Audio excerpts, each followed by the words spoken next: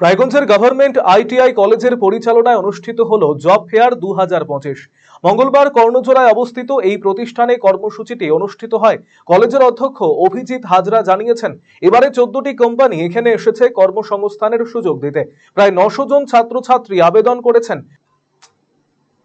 Fitter, electronic, manufacturing, garments সহ ভোকেশনালের স্তর থেকে কর্মসংস্থান দেওয়া হবে।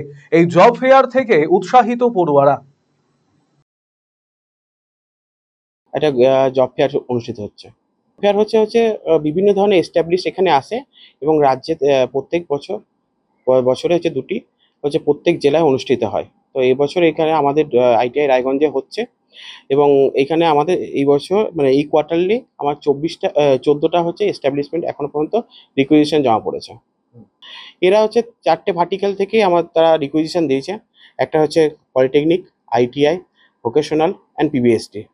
সমস্ত ট্রেড থেকে ডিফারেন্ট তাদের রিকোয়ারমেন্ট বা চাহিদা অনুযায়ী তারা তার ম্যান পাওয়ার এখান থেকে চয়েস করবে। এরা ফিটার আছে, ইলেকট্রিশিয়ান আছে, পিভিএসডি শর্ট টার্ম বিভিন্ন ধরনের কোর্স আছে। তারপর ম্যানুফ্যাকচারিং, গার্মেন্ট বিভিন্ন ধরনের আছে। ভোকেশনালেরও কিছু কিছু কোর্স আছে, সমস্ত কিছু।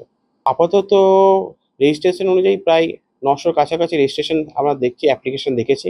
হ্যাঁ, তো কিছু ওয়েদারের খারাপের জন্য হয়তো এখনো পর্যন্ত জমায়েত হতে পারেনি, কিন্তু এরপরে হয়তো জমায়েত হয়ে যাবে। ধীরে ধীরে যত টাইম যত যাবে আশা করি 900 কাছাকাছি হয়ে যাবে।